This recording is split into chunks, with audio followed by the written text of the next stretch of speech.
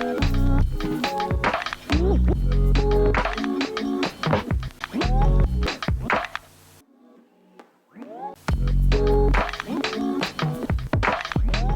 welcome back to Smart Martial Arts, the YouTube channel where we go over everything martial arts. I think I got through that one. In this video, I'm actually going to be ranking and also talking about, I guess, the upper body strikes. I want to say back when I first started this channel, a little over a year ago, one of the first things I did was I ranked kicks. I did not look up the qualifications or how I graded them. But I'm going to stay with the same thing, same format as like everything else, with A through F, E, who needs it. I don't know how many I have. 4, 8, I think that's 11. Figured it out. So the actual things I'm going to be judging them on, I tried to get 4, couldn't think of the 4th one. So I have effectiveness, being how effective it is. Ease of using. Do I have to do anything fancy in order to pull it off, or can I just do it? And then I have applications, meaning is it just a one and done thing where I can use it in one place, or can I use it in multiple things to maybe set up other stuff? And if I can think about a 4th one, maybe I'll throw it in there. But I tried, and I couldn't think of anything else, so we're stuck with those 3. Now, the first one we're going to do, I'm going to leave this over here because I'm an idiot, I can't remember anything. We're going to talk about the jab first. And then the jab, for anyone wondering, is the same hand as my lead leg. So if I'm in the orthodox position here, my orthodox footwork here, my left leg is forward, so my left hand is my jab. Bang, bang, nothing too fancy, do all that. Probably the first punch you learn, because the jab cross. So you learn the jab first. So the effectiveness, power-wise, is not a lot. It's probably, I don't know, a percentage scale, I'm not worried about it. But it's not the most powerful thing, but it's a very good thing for getting your distance, setting things up, making them cover up so you can throw this. So effectiveness is pretty good. I'm not gonna rate those 3 categories because that would just take forever. But effectiveness is good. The ease of using.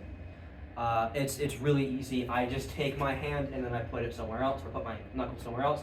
It doesn't take me anything else. I just go from here to here to here to here to here. It's just a straight line, so it's one of the easiest things to learn. And then the other applications for it, obviously you just have your normal jab where you throw it. You could do it to the point where maybe you use your jab to have it so that they can't walk towards you, where if you just put this hand here, you keep throwing it here, they can't just walk forward because they're going to get punched, so it's something that's in the way. You use it to gain distance, or not gain distance, gauge distance, so you know how far you have to go for the cross to become effective, or anything else you want to do. And then for faking, this is kind of going to be the same thing as with the cross when we get to that next, but I can use it to set up here, here, here, here. I can use it to set up a bunch of other stuff. So I'm going to give it an A, just because it's one of the most effective punches, not strength-wise, but you can do a lot of different things with it. It's super easy to learn and use. It's the first thing you learn. Anybody who takes 3 seconds to look at how to do a jab, they learn how to do the jab. And in the applications, there's a lot of them. So that's going to get an A. And then we're going to go to the cross next. The cross is now just an upgraded jab. In this case, the cross is now my rear hand. In this case, my right hand, my right leg is back. So now, this is now basically just my jab, but it's more powerful. So it's going to be basically the same thing. There's not a whole lot different with it, other than obviously I have more strength with it. It might be harder to fake with it, maybe, depending on what you want to do. I'm primarily this way, so it's still my jab, but this kind of here can still translate here, because now it's just my backhand. So it doesn't change a whole lot. So the cross doesn't really need any more further explanation. It's an A. Same reasons why a cross is an A or a jab is an A. It's like an A. I don't know. It's an A plus kind of. Not quite A plus. AP. Armor piercing. Hooks.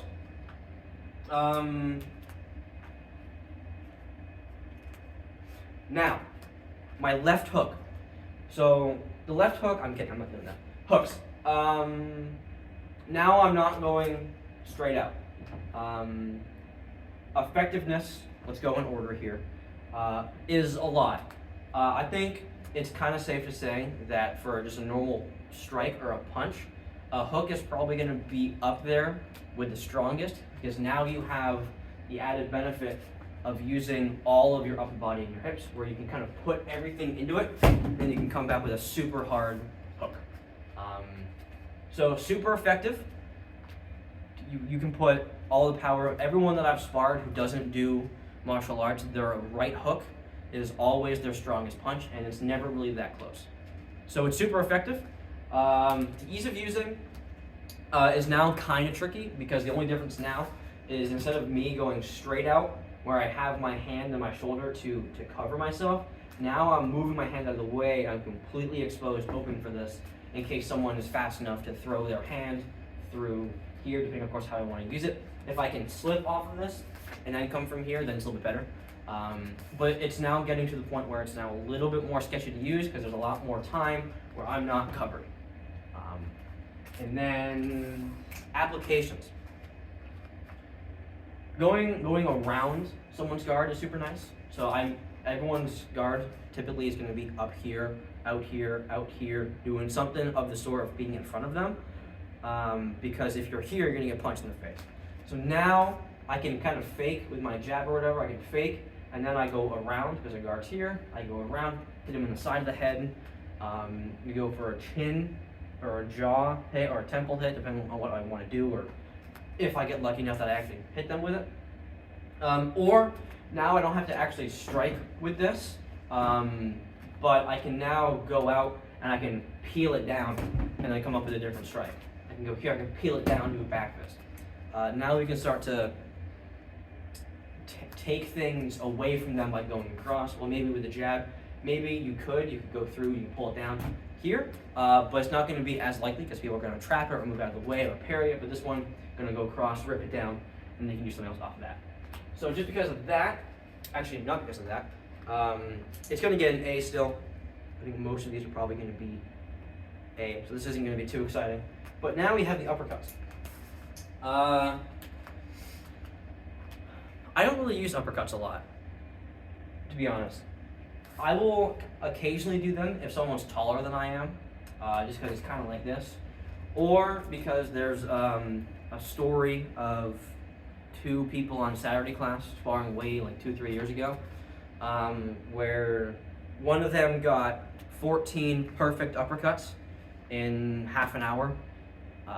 So it's kind of always a fun thing to either get uppercuts on that person, or kind of just throw them, because a really nice uppercut, a good placed uppercut, is super, super effective, because it just sucks to have everything go back in, and then your head shoots back, and then you go back. So a good uppercut is a really good strike.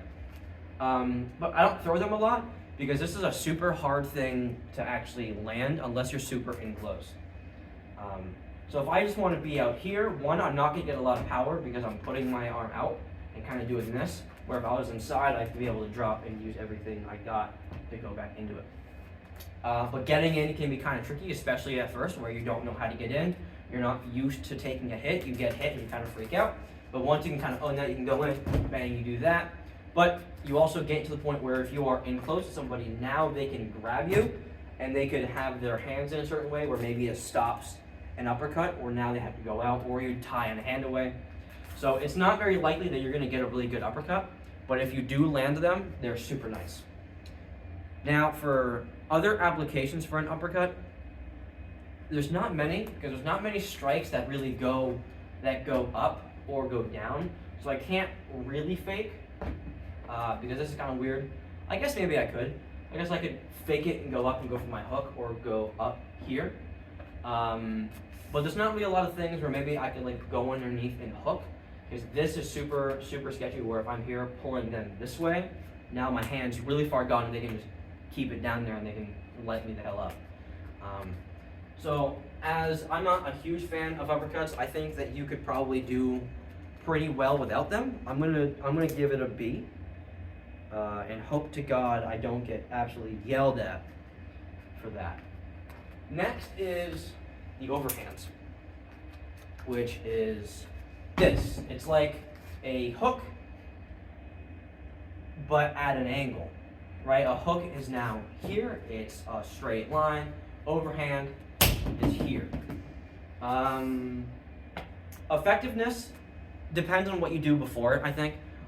For me, it's kind of hard to kind of throw everything you got in here because you're so out in the open here.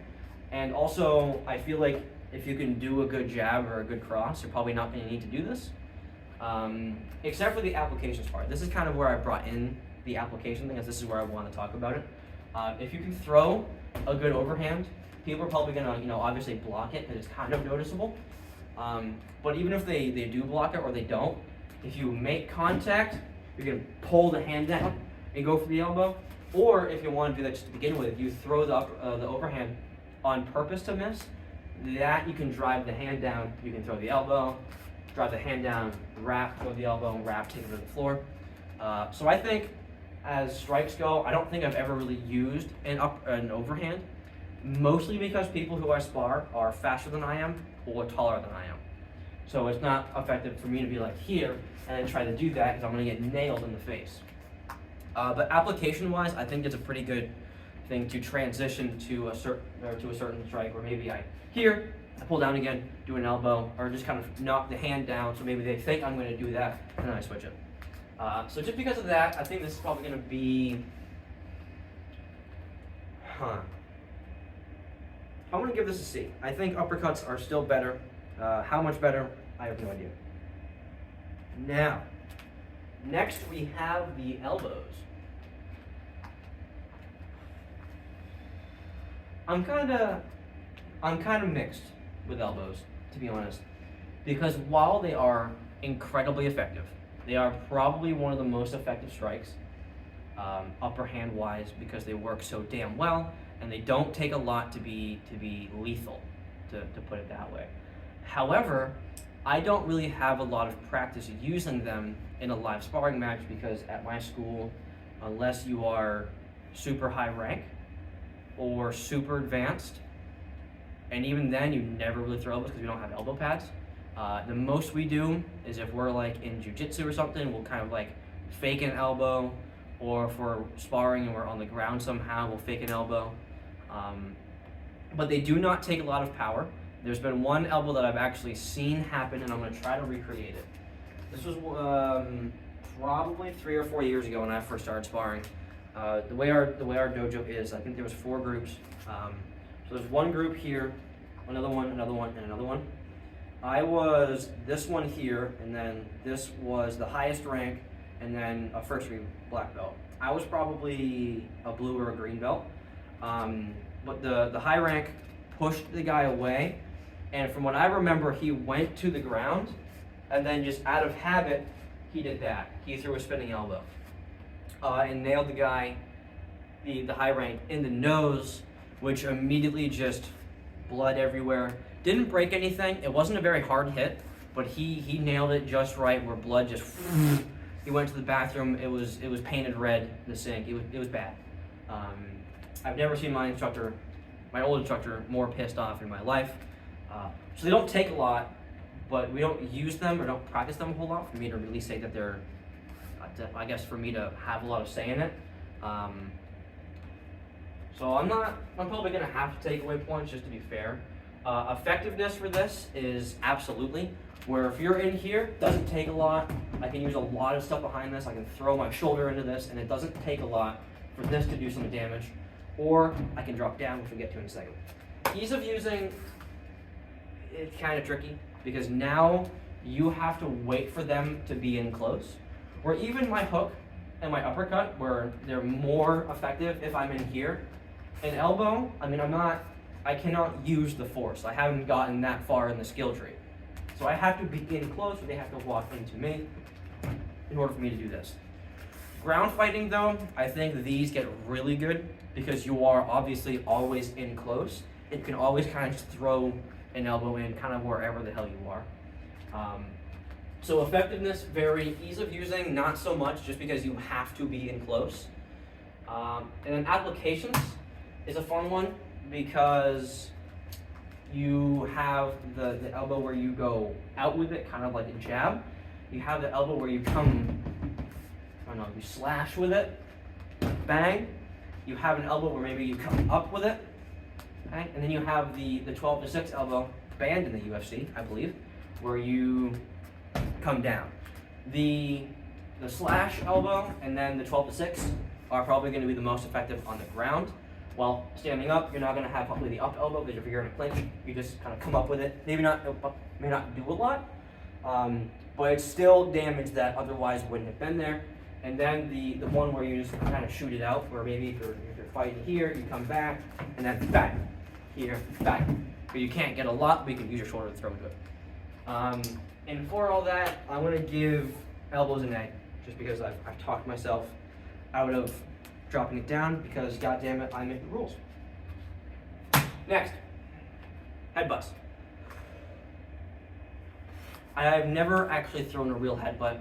It's always been the training headbutt, the fake one, just to have practice kind of doing it, where my hands are pinned or I'm pinning someone's hand and they got nothing left, and then I just kind of fake a headbutt. So effectiveness, yeah, I mean, you're supposed to aim, I believe it's anywhere above the eyebrows. I think you're supposed to aim for your hairline to anywhere below their eyebrows, typically probably the chin.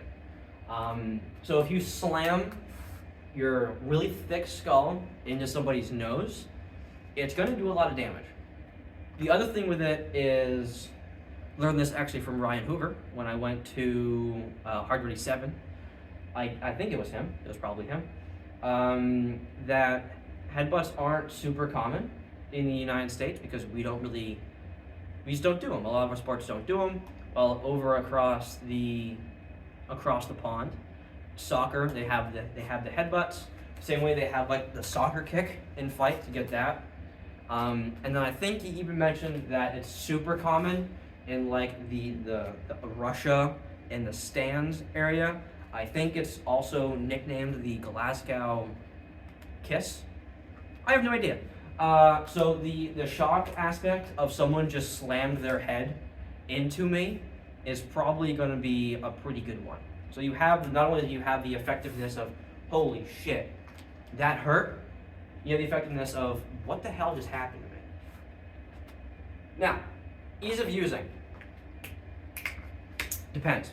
Because I think the proper way to do a headbutt is you actually come up with it. You don't bang, I suppose you could, but you're supposed to just drive your hairline into something. That way you're not giving yourself discount whiplash. You're using your shoulders and your spine, and you're not gonna break anything. Maybe compress it, I don't know biology. But you just kind of come up, and then everything you have behind it, you use your legs instead of your neck muscles. You just drive everything into it. The problem is, now you do that, most people maybe don't know how to do that, or don't realize that's how you're supposed to do it. The other problem is getting to the point where you can actually do that. Because it's not really effective unless you have nothing else left, or it's the first thing you do to initiate a fight, where you're walking up, you can tell, shit's gonna go bad. Boom! And then you start with the bull head rush. So I don't know. I'm gonna kind of just not really. I think I'm gonna give it a B. I think it earns a B for butt. Next, hammer fist. I love the hammer fist. I don't use it nearly as much as I can. It's basically just a hook, but now I can use it any direction I want. Up to down, right to left, left to right, up, angle, other angle. It's a hook that's more, I don't know, you use it more, I guess. And it also doesn't take a lot, because now you're doing the old tomahawk chop, where you're just driving a super dense part of your hand, reinforced by the rest of your hand, into whatever it is you're gonna do. Um, so effectiveness, vary. Most people know a hammer fist. People who don't do martial arts know what a hammer fist is. It's just something that's super common. You don't need to put a lot of power behind it, even if it's just like, well, it's a very thing. It's a strike you can do very fast and repeatedly. Ease of using, yeah, it's pretty easy to use. I just put the bottom of my fist wherever I want it, and that's it. If you can throw a hook, you can probably throw a hammer fist. It also kind of goes where if you're in a clinch, maybe you can't throw a proper hook, you can throw a hammer fist. So you can use it in a lot more places. So I think it's just a hook but better. It's a hook pack-a-punch if you've ever played zombies, COD zombies. And then applications. I don't really know. I can't think of anything right now where I do a hammer fist and then do something else, other than maybe the same thing with a hook where I throw it and then I hook something out of the way and I can come back in and do something else. But other than that, it's just a lot of places. I can use it in a lot more locations in a lot more different ways. So I'm going to give hammer fist an egg. I think that's a safe bet. I have no idea. We're going to give it a try. Rich hand. Now we're going to kind of get into the karate things. I have 3 more. Rich hand. Effective. Absolutely. It is a hook with more power behind it and more places to hit. A proper ridge hand is I'm hitting with the ridge of my hand, thus the name. So I'm hitting with the ridge of my hand wherever I can, whether it be the neck or like the muscle here, whatever it is that you can smack and then you just crumble. But it's very much a down thing. It has the same power as a hook, and as I said earlier, hooks are one of the most powerful things. And then you also have the added benefit of kind of like a club tech or a club mechanic, where the longer the thing is, the more potential energy, I think, is when you actually hit it, which is why when you get into a club fight, you want to walk in, because if you do get hit, it's not going to hurt as much if you get hit by like this part than this part. So kind of the same deal.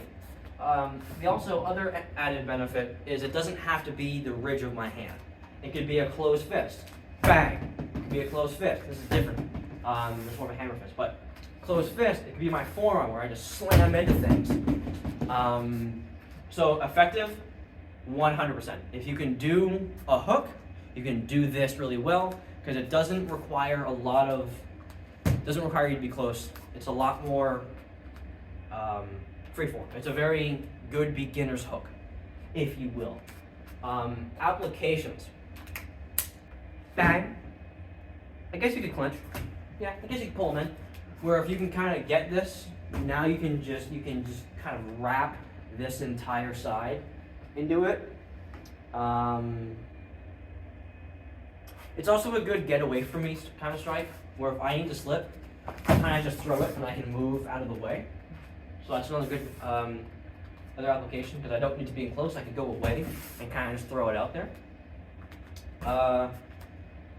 So I think that's it, right? I don't know. You'll probably tell me. So the grading. I gave the hammer fist an A and I gave the hook an A, and they're because it's the same thing. So I have to give a ridge hand by science an A. Now, second to last thing is the knife hand, which is I'm hitting with this part and it's going straight out. Effectiveness, I don't know. I don't think I've ever seen a fight or been in a fight. I've never been in a fight, or been in a time where I've actually had to use, with a lot of power, a knife hand. Because in boxing gloves, you can't really do it. But just for the sheer the idea of you have the jab here, which the force of your punch is here. You now have it in a blade, the knife part of it. So it's a lot more pressure in one certain location. Yeah, I mean, effectiveness, I don't know. I've never looked at anything that is a knife hand. Ooh, voice crack. That is a knife hand study, so I wouldn't know. What's the second one? Ease of using. It's probably going to be the same as a jab or a cross, where now instead of going like this, I go like this. So it's probably going to be the same as a jab or a cross. Now, other applications though, I don't know. Because I guess I could throw the knife hand, and because it's more slim, it's a better chance of me getting through somewhere to grab a clinch, to go through somewhere, grab a clinch, or just the idea of it going through somewhere so I can actually hit between someone's guard or something like that. But other than that, I'm not really too sure about the knife hand. I've never really used it. So I think I'm going to give that, I think I'm going to give it a C. Just because I've never used it. And it's probably not the most necessary thing. You can probably live your whole life without ever doing one. Unless you're in karate, then you don't really have a choice. Now, the last one is, I think, a strike that is unique to my style of karate. And then you see it in probably some kung fu styles. The leopard paw, which is now instead of doing this, I'm doing this. Whether it be like this or like that, but you're hitting with the knuckles here. The main place we see these used is in like softer locations like the neck or something, or someone throws a hook and you can kind of go in and you can throw the leopard paw into the joint. It doesn't feel great, trust me, I've had it done to me. Here, it also has the same kind of basic idea of a hammerfish, but now I can use the bottom part and do that. And then it also has the thing where if you take your knuckle or whatever and you just drive it around here, it sucks. I think EMTs use it to wake people up. So you do the same thing, the leopard paw, where maybe you strike, throw it down, you strike, and then you drive it down. So I kind of just want to throw it in there because now I'm kind of giving it more of a karate thing instead of just saying, hey, welcome to the video. I'm going to rank the same strikes that everybody sees. Which I did do that, but now we have a little bit of something else. And our style, because I do to make it easier, I do a variation of Shaolin Kempo. So I do have just a shit ton of animal strikes. There's 5 animals, and every animal has probably 3 to 4 strikes, depending on how creative you are, and if not more. Some animals have more than that. So I could do a video on animal strikes, and that would be longer than this one. But I just wanted to throw one in, and the leopard paw I think is one of the more applicable ones.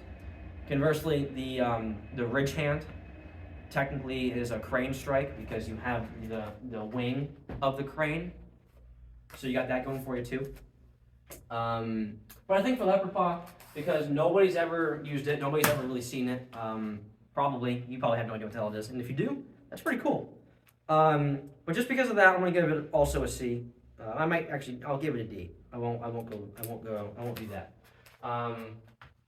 I really like it. However, I don't know if I'd ever really use it in a fight. I'm sure if the opportunity arises, I wouldn't shy away from it, but it would definitely not be my first go-to. I don't have a lot of real practice doing a leopard paw strike, whether it be like this or like this. I guess like this is kind of okay. But I've talked long enough. You're probably sick of me. That's all I'm going to have for this video. If you want to see me talk about all the other animal strikes, I would absolutely love to do that. But I know that once we start talking about that, people are going to be like, okay, hold on now. My bullshit radar is screaming. What are we talking about? And I would address that in the next video if I do the animal strikes. Not to say they're bad, but I would give more detail about the usage of them. So if you want to see that, let me know. I'd absolutely do that. But until then, I thank you guys for watching the whole video. I hope you guys did watch all of it. If there's anything that you want me to do next time, whether you want me to revisit this down the road, whatever you want me to add to it, if you disagree with me, if you agree with me, which would be kind of nice, let me know in the comments below. Other than that, thank you guys for watching. Have a good one, and I'll see you guys in the next video.